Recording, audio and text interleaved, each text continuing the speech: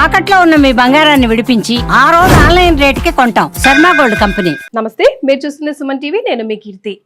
ద్వాదశ రాశిలో భాగంగా ఫిబ్రవరి 1 నుంచి 15వ తారీఖు వరకు మకర రాశి వారికి ఎలా ఉండబోతోంది మనకు తెలియజేయడానికి మనతో పాటు ప్రముఖ ఆస్ట్రాలజర్ బ్రహ్మశ్రీ నందిబట్ల శ్రీహరి శర్మ గురువు గారు ఉన్నారు. నమస్తే గురుగారు. వాగర్థావివ సంపృక్తౌ వాగర్థ ప్రతిపత్తయే జగతః పితరౌ వందే పార్వతీ పరమేశ్వరౌ. సదాశివసమారంభాం శంకరాచార్య మధ్యమాం అస్మదాచార్య పర్యంతం వందే గురు పరంపరాం. ఆదిత్యాయ చ సోమాయ మంగళాయ బుధాయ చ గురు శుక్ర శనిభ్యశ్చ రాహవే కేతవే నమః. శృంగేరి జగద్గురు పీఠాధిపతులకి కంచి పీఠాధిపతులకి నమస్కారములు తెలియజేసుకుంటూ కార్యక్రమాన్ని ప్రారంభిద్దాం. గురుగారు, మకర రాశి వారికి ఫిబ్రవరి 1 నుంచి 15వ తారీఖు వరకు ఎలా ఉండబోతోంది తెలియజేస్తారండి? ఫిబ్రవరి 1వ తారీఖు నుంచి 15వ తారీఖు వరకు మకర రాశిలో జన్మించినటువంటి వారికి ఏ విధంగా ఉండబోతుందో తెలుసుకునే ముందు గ్రహ సంచారం, గ్రహ స్థితిగతులు తెలుసుకుందాం. రాశిలోనే రవి, బుధుడు, 2వ ఇంట శని, 3వ ఇంట శుక్రుడు, రాహువు, 5వ ఇంట గురువు వక్రీకరించి ఉండడం, 6వ ఇంట కుజుడు స్తంభించే స్థితి పొంది ఉండడం, అలాగే 9వ ఇంట కేతు. వెరసి చూసుకున్నట్లయితే ప్రధానంగా ఉద్యోగస్తులు ఎవరైతే ఉన్నారో, ప్రభుత్వ పరంగా ప్రైవేట్ పరంగా ఉన్నారో వాళ్ళకి ఉద్యోగంలో మనకు ఉంటుందో లేదో అనే ఒక భయాందోళన అనేటువంటిది ఉంటుంది ఖచ్చితంగా. కాబట్టి జాగ్రత్తలు పాటించండి. చేసేటువంటి ప్రతి పని యందు కూడా శ్రద్ధ వహించండి, భయము పెట్టుకోకండి అని చెప్పవచ్చు.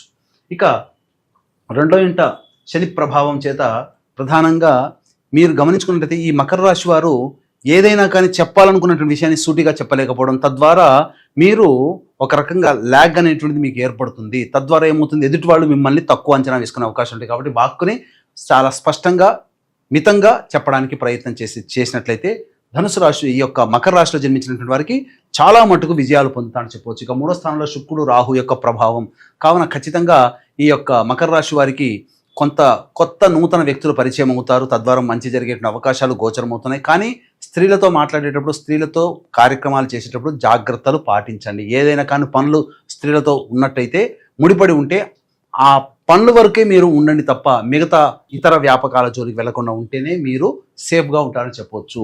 ఇక 5వ స్థానంలో గురువు వక్రీకరించినటువంటి కారణం చేత ప్రధానంగా గృహపరమైనటువంటి గృహ మరమ్మతులకు సంబంధించినటువంటి విషయాల పట్ల మీరు ఆలోచన చేస్తారు. కొంత ఖర్చులు కూడా అవుతాయి. అలాగే మీ తెలివితేటలు ప్రదర్శించగలిగేటువంటి స్థితిలో ఉన్నప్పటికీ మీరు ప్రదర్శించలేని కారణం చేత చాలా మటుకు అవకాశాలు మిస్ అవుతారని చెప్పవచ్చు. ఇక 6వ ఇంట కుజులు స్తంభించి ఉండడము, ఇది పైకి మాత్రం చూడడానికి చాలా మంచిగా కనబడుతుంది. కానీ ఏంటంటే ఈ కుజుని యొక్క ప్రభావం వలన ధైర్య సాహసోపేతాలతో అన్ని నిర్ణయాలు తీసుకోవాలని ఆలోచన చేస్తారు. కానీ అమలుకు వచ్చేసరికి మాత్రం చెతికేర పడిపోతారు. 9వ స్థానంలో కేతు యొక్క ప్రభావం, ఇది ప్రధానంగా తాత ముత్తాతల ఆస్తికి సంబంధించినటువంటి విషయాల పట్ల కొంత మీకు అనుకూలంగా ఉండేటువంటి అవకాశం గోచరమవుతుంది. అలాగే వాటి విషయాల గురించి చర్చోపచర్చలు జరుగుతాయని చెప్పవచ్చు.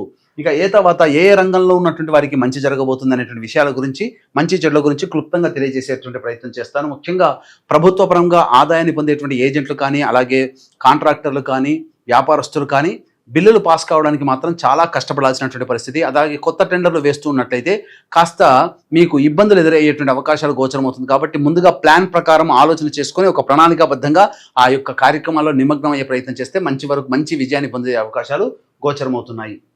అలాగే ఉద్యోగ సంబంధముగా చూసుకున్నట్లయితే 12వ తారీఖు వరకు ఉద్యోగ భద్రత గురించి ఆలోచన చేస్తారు. కానీ 12వ తారీఖు తర్వాత కొంత మార్పులు చేర్పులు ఉద్యోగం చేస్తున్నటువంటి వాళ్ళు చోటు చేసుకుంటాయి.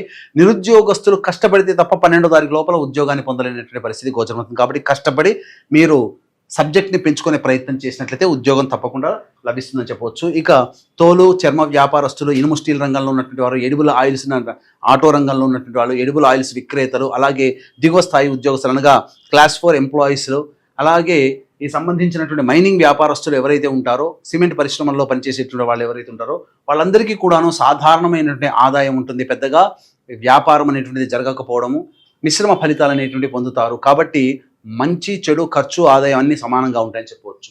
ఇక ప్రధానంగా చూసుకున్నట్లయితే ఈ సంబంధించినటువంటి రెడీమేడ్ గార్మెంట్స్, బొటిక్స్ ఇట్లాంటి నడిపేటువంటి ఎవరైతే ఉంటారో వాళ్ళు బొటిక్స్, బ్యూటీ పార్లర్లు, అలాగే చర్మ ఆరోగ్య సంబంధమైనటువంటి విషయాల పట్ల ఎవరైతే ఉంటారో వాళ్ళందరికీ కూడాను సాధారణం కంటే మంచి ఆదాయం లభించేటువంటి అవకాశాలు గోచరమవుతున్నాయి. ఇక FMCG products, restaurants, hotels, general stores నడుపుకునేటువంటి వాళ్ళు, తీర్థయాత్రలు, అలాగే ఈ పూజా స్టోర్స్ నడుపుకునేటువంటి వాళ్ళు, ఎడ్యుకేషనల్ ఇన్స్టిట్యూషన్స్, ఆర్నమెంట్స్, జ్యువెలరీ రంగంలో ఉన్నటువంటి వాళ్ళకి సాధారణం కంటే మంచి శుభ ఫలితాలు పొందుతారు. గృహ కొనుగోలు, గృహ మార్పులకి సమయం గోచరమవుతుందని చెప్పవచ్చు. అలాగే న్యాయవాద సంబంధించినటువంటి వ్యాపారంలో ఉన్నటువంటి వాళ్ళు, వృత్తుల్లో ఉన్నటువంటి వాళ్ళు ప్రధానంగా మీకు అన్నీ కూడాను జరిగిపోతున్నట్టుగా కనిపిస్తుంటాయి, అన్నీ కూడాను మీకు అనుకూలంగా ఉన్నట్టు కనిపిస్తుంది. కానీ వాస్తవానికి వచ్చేసరికి మీకు కొంత ప్రతిబంధకాలు ఏర్పడే అవకాశము, ప్రతికూలతలు కూడా ఏర్పడే అవకాశం ఉంది. కాబట్టి జాగ్రత్తలు పాటించండి, సంయమనం పాటిస్తూ తెలివితో ముందడుగు వేయండి. అలాగే రైతులు కొత్త పంట జోలికి వెళ్ళాలనే ఉత్సాహం ఎక్కువగా ఉంటుంది. తద్వారా డబ్బులు అప్పు చేయాల్సినటువంటి పరిస్థితి వస్తుంది. కాబట్టి పాత పంటలే వేసుకుంటే చాలా మంచి ఫలితాలు పొందుతారని చెప్పవచ్చు. రియల్ ఎస్టేట్ రంగంలో ఉన్నటువంటి వారికి వ్యాపార విస్తరణ అంత మంచిది కాదు. సాధారణంగానే మీ యొక్క వ్యాపారం జరుగుతుంది అనే విషయాన్ని గుర్తుపెట్టుకోవాలి. ఇక నిరుద్యోగస్తులకి 12వ తారీఖు తర్వాత ప్రయత్నిస్తే ఉద్యోగం లభించే అవకాశం గోచరమవుతుంది. వివాహం కావాల్సినటువంటి అబ్బాయిలకి అమ్మాయిలకి మాత్రం ఖచ్చితంగా వివాహం జరిగేటువంటి అవకాశాలు గోచరమవుతున్నాయి. 6, 7, 8 తారీఖుల్లో మీకు వివాహం అయ్యేటువంటి అవకాశాలు వివాహ సంబంధాలు కుదిరేటువంటి అవకాశాలు గోచరమవుతున్నాయి. ఇక విద్యార్థులు బాగా శ్రమ కోరిస్తే తప్ప కోరుకున్నటువంటి విద్యాలయాల్లో ప్రవేశం లభించదు. కాబట్టి ఇక 1వ తారీఖు నుంచి 15వ తారీఖు వరకు మంచి చెడు ఆదాయం ఖర్చు ఏ విధంగా ఉండబోతుందో తెలుసుకునే ముందు వీక్షించేటువంటి ప్రేక్షకులకి గమనిక.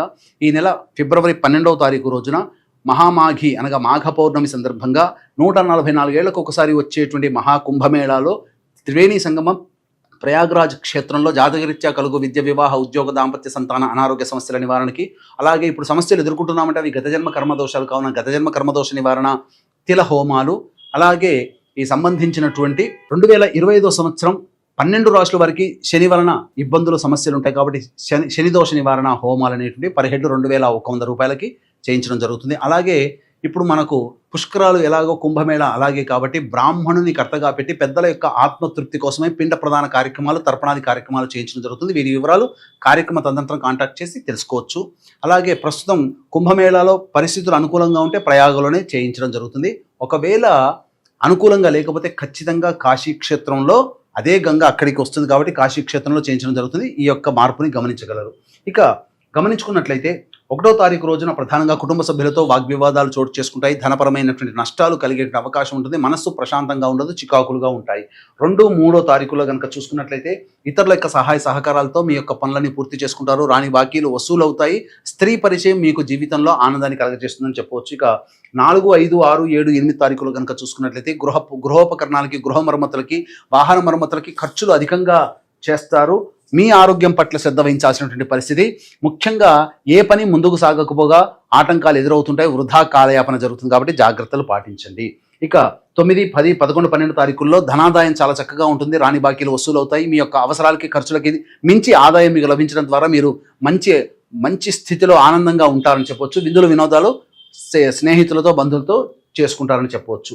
ఇక 13, 14, 15 తారీఖులో కనుక చూసుకున్నట్లయితే ఖర్చులు అధికంగా ఉంటాయి. ఏ పని చేయాలన్న ఆసక్తి ఉండదు. ఒక జిగ్జాగ్ వ్యవస్థలాగా ఉంటుంది. మీ యొక్క సంతానంతో విభేదాలు, సంతాన ఖర్చులు, సంతాన మూలకంగా ఖర్చులు, సమస్యలు పెరుగుతాయి, గమనించగలరు. ఏ తర్వాత చెప్పొచ్చేది ఏంటంటే యొక్క మకర రాశి వారికి పరిస్థితులు అనుకూలంగా లేని కారణం చేత తగ్గి ఉండడమే చాలా మేలనేటువంటి విషయాన్ని గమనించుకోవాలి. ముఖ్యంగా 4, 5, 13, 14 తారీఖుల్లో ఎక్కువగా ఖర్చులు గోచరమవుతున్నాయి. కాబట్టి ఖర్చుల శాతాన్ని తగ్గించుకోవడం, లేకపోతే ఆ ఖర్చులు ఆ రోజుల్లో పెట్టేటువంటి ఖర్చుల్ని ప్లానింగ్ ప్రకారం పెట్టుకున్నటువంటి ఖర్చుల్ని వాయిదా వేసుకోవడము చాలా మేలనేటువంటి విషయాన్ని గమనించుకోవాలి. మరి మకర రాశి వారు ఎలాంటి పరిహారాలు పాటిస్తే మెరుగైన ఫలితాలు వస్తాయంటారు గురుగారు? 1వ తారీఖు నుంచి 15వ తారీఖు వరకు ఈ యొక్క మకర రాశిలో జన్మించినటువంటి వారు ప్రధానంగా ప్రతిరోజు నవగ్రహాల చుట్టూ శివాయ నమః అంటూ 27 ప్రదక్షిణలు చేసి శివుణ్ణి దర్శనం చేసుకుంటే చాలా సమస్యలు పరిష్కారం అవుతాయి. ఇప్పుడు చెప్పినటువంటి సమస్యల కంటే ఇంకా విభిన్నంగా మీరు ఎదుర్కొంటున్నారు అని అంటే మీ యొక్క జన్మజాతకంలో నడుస్తున్నటువంటి గ్రహ దశాంతర్దశల ప్రభావాలు. కావున దగ్గరలోని మంచి ఉపాసనా పరులైనటువంటి జ్యోతిషుని సంప్రదించి వారి సలహాలు, సూచనలు కనుక పాటించినట్లయితే మరింత మెరుగైనటువంటి జీవితాన్ని పొందుతారని తెలియజేయవచ్చు. చాలా సంతోషం అండి, ధన్యవాదాలు. సర్వం శ్రీ ఉమామహేశ్వర పరబ్రహ్మార్పణమస్తు.